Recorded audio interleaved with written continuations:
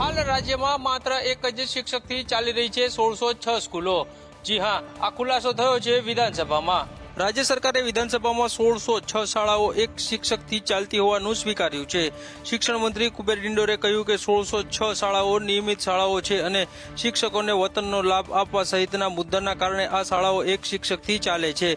કોંગ્રેસના ધારાસભ્ય તુષાર ચૌધરીએ સરકારી શાળાઓને લઈને પ્રશ્ન કરતા શિક્ષણ મંત્રી કુબેર ડિંડોરે જવાબ આપ્યો હતો અને શિક્ષકોની ઘટ હોવાનું સ્વીકાર્યું હતું। આપને જણાવી દઈએ કે અમદાવાદમાં 17, ભરૂચમાં 102, બોટાદમાં 29, છોટાઉદેપુરમાં 283, દાહોદમાં 20, ડાંગમાં 10, ગાંધીનગરમાં 8 શાળાઓ માત્ર એક જ શિક્ષકથી ચાલે છે।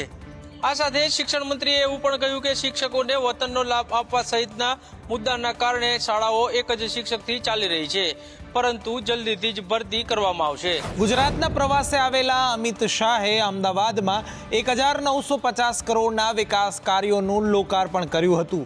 તો વળી તેમણે વિપક્ષ પર પ્રહાર કરતા કહ્યું કે નરેન્દ્રભાઈને 10 વર્ષમાંથી 5 વર્ષ તો ખાડા પૂરવામાં જ ગયા છે। આજે 11મા નંબર પર જે અર્થતંત્ર ભારતનું હતું એ 10 જ વર્ષમાં 5મા નંબર પર પહોંચ્યું અને નરેન્દ્રભાઈની ત્રીજી ટર્મમાં આપણે દુનિયાની ત્રીજા નંબરની ઇકોનોમી બની જઈશું, એમાં કોઈને શંકા નથી। કોંગ્રેસીઓ જે ખાડો ખોદીને ગયા હતા એ ખાડો પૂરતા 5 વર્ષ થયા। 5 વર્ષમાં પાયો નંખાયો અને ત્રીજી વાર વડાપ્રધાન બનાવી દો, એની પર ખૂબ દ્રુત ગતિથી ભવ્ય ઇમારતની રચના। ભારતીય જનતા પાર્ટીની 370 સીટો અને એનડીઓ 400 પાર, આ મૂળ સમગ્ર દેશમાં કુલ મિલાકર 1950 કરોડ રૂપિયાના કામોની શરૂઆત થઈ। થલતેજમાં એક આરોગ્ય કેન્દ્રનું ઉદ્ઘાટન કરીને આવ્યો।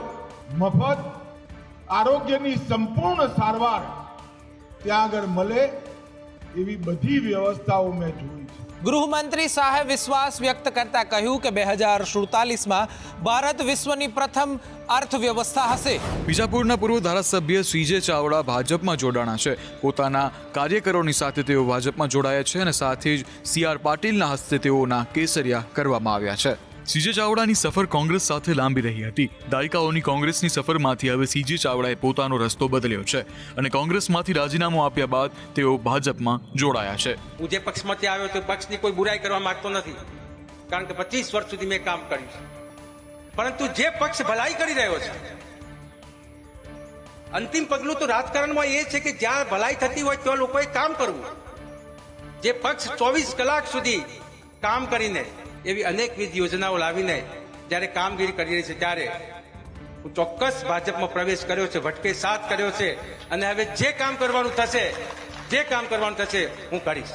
લોકસભા ચૂંટણી વચ્ચે કોંગ્રેસ સતત તૂટી રહી છે, ત્યારે જશપાલસિંહ પડિયાર અને નાથાલાલ પટેલે પણ પોતાનું રાજીનામું ધરી દીધું છે। ભારતના રાષ્ટ્રપતિ દ્રૌપદી મુર્મુ હાલ ગુજરાતના પ્રવાસે છે। તેઓ ટંકારામાં મહર્ષિ દયાનંદ સરસ્વતીના 200મા જન્મોત્સવના કાર્યક્રમની અંદર પધાર્યા હતા। મહર્ષિ દયાનંદ સરસ્વતીજીના 200મા જન્મોત્સવ જ્ઞાન જ્યોતિ પર્વ સ્મરણોત્સવની ઉજવણીમાં ભાગ લેવા માટે ભારતના રાષ્ટ્રપતિ દ્રૌપદી મુર્મુ ટંકારા પધાર્યા હતા। રાષ્ટ્રપતિ દ્રૌપદી મુર્મુએ સમારોહ સ્થળ કરસનજીના આંગણા ખાતે નિર્મિત યજ્ઞશાળામાં રાજ્યપાલ આચાર્ય દેવવ્રત અને મુખ્યમંત્રી ભૂપેન્દ્રભાઈ પટેલ સાથે વૈદિક મંત્રોચ્ચાર સાથે હવન કુંડમાં આહુતિ અર્પણ કરી સમસ્ત જીવોનું કલ્યાણ થાય તેવી મંગલ કામના વ્યક્ત કરી હતી। આ મંગળ અવસરે કન્યા ગુરુકુળ વારાણસીના પ્રાધ્યાપકો તથા મહાનુભાવોએ વૈદિક મંત્રોચ્ચાર કર્યા હતા। રાષ્ટ્રપતિ આ કાર્યક્રમમાં મહર્ષિ દયાનંદ સરસ્વતીના સ્મારક જ્ઞાન જ્યોતિ તીર્થનો શિલાન્યાસ કર્યો હતો।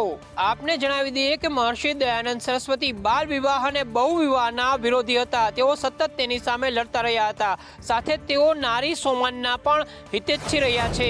લાંબા સમય બાદ વિપુલ ચૌધરી ભાજપના કાર્યક્રમમાં ઉપસ્થિત રહ્યા અને અહીંયા તેઓએ રાજકારણમાં સક્રિય થવાના સંકેત આપ્યા। અમે બધા ડોક્ટર પટેલ સાહેબ સાથે ઘડાયેલા કસાયેલા કાર્યકર છીએ।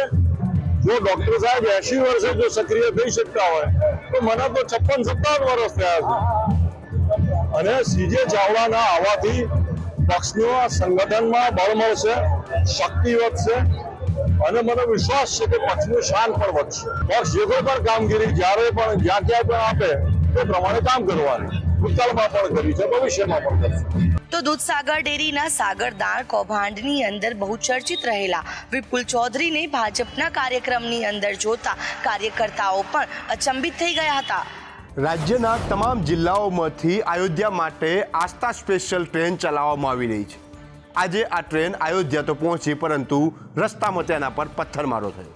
સુરતથી 1300 રામ ભક્તો અયોધ્યા ગયા છે. આસ્થા સ્પેશિયલ ટ્રેનમાં તેઓ લઈ જવામાં આવ્યા છે. આ ટ્રેનને કેન્દ્રીય રેલવે રાજ્યમંત્રી દર્શના જરદોશે લીલી ઝંડી બતાવી પ્રસ્થાન કરાવ્યું હતું. આ ટ્રેન પ્રીપેડ બુકિંગ હેઠળ મુસાફરો માટે બુક કરવામાં આવી હતી. હવે અહીં સુધી તો વાત આસ્થાની થઈ, પરંતુ હવે વાત એ સમજી લઈએ કે અસામાજિક તત્વો કે જેણે આ ટ્રેન પર પથ્થરમારો કર્યો હતો. આ ટ્રેન જેવી અયોધ્યા તરફ જવા રવાના થઈ અને નંદુરબાર પહોંચી તો રાતે ટ્રેન પર પથ્થરમારો કરવામાં આવ્યો હતો. આ ટ્રેનમાં સવાર મુસાફરો ગભરાઈ ગયા હતા. તેઓએ ડરના મારે ટ્રેનના દરવાજા બંધ કરી દીધા હતા. તેમ છતાં ડઝનેક પથ્થર ટ્રેનની અંદર આવી ગયા હતા. સદનસીબે આ ઘટનામાં કોઈ ઘાયલ નથી થયું, પરંતુ અહીંયા સવાલ મહત્વનો એ છે કે લોકોની આસ્થા પર પથ્થરમારો કરીને કોણે ઠેસ પહોંચાડી. વડોદરામાં સુરત પાલિકાનું ડોર ટુ ડોરનું વાહન કચરો એકત્ર કરવા જાય છે. આ સાંભળતા જ તમને આશ્ચર્ય લાગશે, પરંતુ આ જ સત્ય છે. સ્વચ્છતા પાછળ કરોડોનો ખર્ચ કરવા છતાં પાલિકા સ્વચ્છતાની દોડમાં પાછળ ધકેલાઈ રહી છે. વડોદરાના વોર્ડ 1માં છાણી કેનાલ પાસે બજરંગનગર, ખોડિયારનગર સહિતના સ્થળે સુરત પાલિકાનું વાહન કચરો લેવા નીકળતા રહીશો આશ્ચર્યમાં મુકાયા હતા. કાઉન્સિલરે કોન્ટ્રાક્ટ અને તંત્રની મિલીભગતના આક્ષેપો કરી સુરતના જૂના વાહનો ડોર ટુ ડોરમાં ફરતા હોવાના આરોપ મૂક્યા છે. શહેરમાં ઘરે ઘરેથી કચરો એકત્ર કરવા ડોર ટુ ડોરના વાહનોને 4 ઝોનમાં કોન્ટ્રાક્ટ અપાયો છે. જોકે ડોર ટુ ડોરના વાહનો અનિયમિત હોવા સાથે મિસ્ડ POIની પેનલ્ટી વસૂલવામાં નહીં આવી હોવાના પુરાવા પણ મળી આવ્યા છે. વડોદરા મહાનગરપાલિકા પહેલાથી જ 33મા ક્રમે ધકેલાય છે. તેમાં પણ સુરતના વપરાયેલા ડોર ટુ ડોર કચરાના વાહનો કચરો એકત્રિત કરવાની કામગીરી કરી રહ્યા છે. ત્યારે તંત્ર સામે પણ અનેક સવાલો ઉઠી રહ્યા છે. સુરત મહાનગરપાલિકાનો દેશમાં સ્વચ્છતા સર્વેક્ષણમાં નંબર 1 આવ્યો છે અને આ નંબર જારી રાખવા માટે કયાવત હાથ ધરવામાં આવી છે અને પ્રતિબંધિત પ્લાસ્ટિકનો જથ્થો ઝડપી પાડવામાં આવ્યો છે.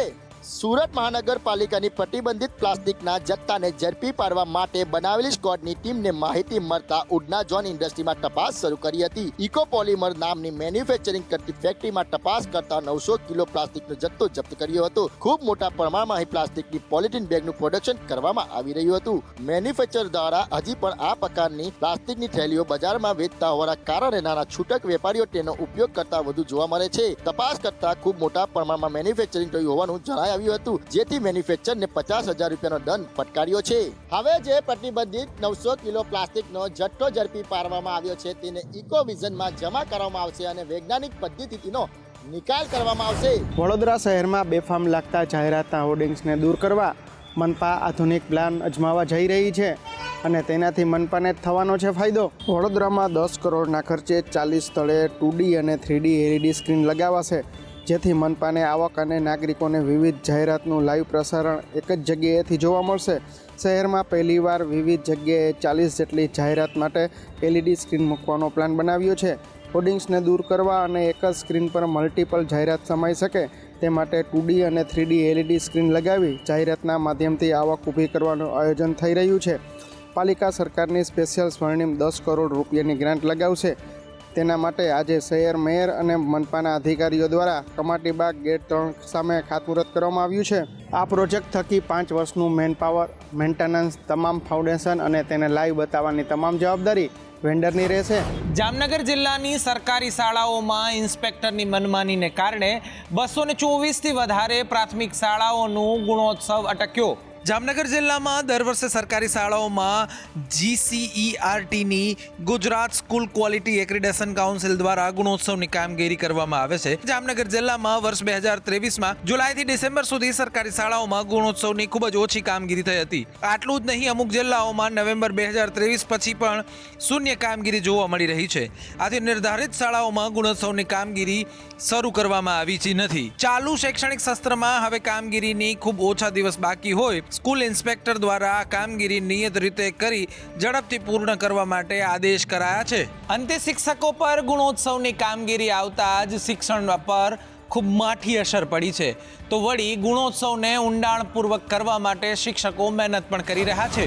વડોદરાના RTI એક્ટિવિસ્ટ દ્વારા કરવામાં આવેલી RTIમાં રાજ્યના પશુપાલન વિભાગ દ્વારા સંચાલિત વડોદરા સહિતના દવાખાનાઓમાં પશુઓની દવા, ઇન્જેક્શન અને મશીનરીમાં ઘોટાળા સામે આવ્યા છે. વડોદરાના પશુ ચિકિત્સાલયમાં પશુઓની સારવાર, દવાઓ, ઇન્જેક્શનોની ખરીદીમાં ગેરરીતિ સામે આવી છે. આરટીઆઈ એક્ટિવિસ્ટ નિશિત બ્રહ્મભટ્ટ નામના એક્ટિવિસ્ટે માંગેલી આરટીઆઈમાં ખુલાસો થવા પામ્યો છે કે પશુઓની દવાઓ અને ઇન્જેક્શનોમાં 48 માસની એક્સપાયરીની જગ્યાએ 15, 17, 18 માસની એક્સપાયરી ડેટ આવી રહી છે. દવાઓની માંગ સામે 50% દવાઓ પહોંચી રહી છે. 2021ની દવાઓના રજિસ્ટરમાં ચેકચાક કરી 2023ની એક્સપાયરી કર્યાનો ખુલાસો થયો છે. એકાઉન્ટ ઓડિટ જનરલના ઓડિટમાં સમગ્ર વિગતો બહાર આવી હતી. પશુઓની યોગ્ય રીતે સારવાર ન થતી હોવા મામલે સાંસદ મેનકા ગાંધીએ પણ તપાસની માંગ કરી હતી. પશુ ચિકિત્સક ડોક્ટર જયંતિ પ્રજાપતિ સામે શહેરમાં આવેલા સર્કસના પક્ષીઓના ચેકિંગ કર્યા વગર ફિટનેસ સર્ટી આપી દેવા મામલે ખાતાકીય તપાસ પણ થઈ હતી.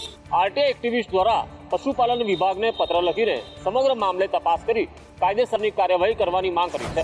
ભડકાઉ ભાષણ આપનાર મોલાના સામે એક પછી એક પોલીસ ફરિયાદ નોંધાઈ રહી છે, ત્યારે મોડાસા કોર્ટે તેના 5 દિવસના રિમાન્ડ મંજૂર કર્યા છે. અરવલ્લી પોલીસે મોલાના મુફ્તી સલમાન અજહરીની ધરપકડ કર્યા બાદ મોડાસા પોલીસ સ્ટેશન અને બાદમાં ડીવાયએસપી કચેરી ખાતે લઈ જવાયો હતો, જ્યાં મોલાના અજહરીને પ્રાથમિક પૂછપરછ બાદ કોર્ટમાં રજૂ કરવામાં આવ્યો હતો. અજહરીને કોર્ટમાં રજૂ કરીને મોડાસા પોલીસે 10 દિવસના રિમાન્ડની માંગણી કરી હતી. આ માટે અલગ અલગ 10 જેટલા મુદ્દાઓ પર પોલીસે તપાસ માટે રજૂ કર્યા હતા, જેના આધારે 10 દિવસના રિમાન્ડની માંગણી કરવામાં આવી હતી. મોડાસા કોર્ટે 5 દિવસના રિમાન્ડ મંજૂર કર્યા છે. આમ હવે આગામી 27 ફેબ્રુઆરી સુધી મોલાના મુફ્તી સલમાન અજહરીને ફરીથી કોર્ટમાં રજૂ કરવામાં આવશે. ઝેર ઓકનાર મોલાનાના બેંક એકાઉન્ટ અંગે તપાસ કરવામાં આવશે. સાથોસાથ ભડકાઉ ભાષણ અને એટ્રોસિટીના કેસમાં તપાસ કરવામાં આવી રહી છે. બિહાર પછી મહારાષ્ટ્રના રાજકારણમાં ગરમાવો આવી ગયો છે, કારણ કે અહીંયા અશોક ચૌહાણે કોંગ્રેસમાંથી રાજીનામું આપી દીધું છે.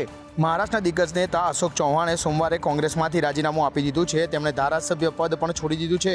અશોક ચૌહાણે પોતાનું રાજીનામું વિધાનસભા અધ્યક્ષ રાહુલ નાર્વેકરને સોંપી દીધું છે. मजबूरी की कोई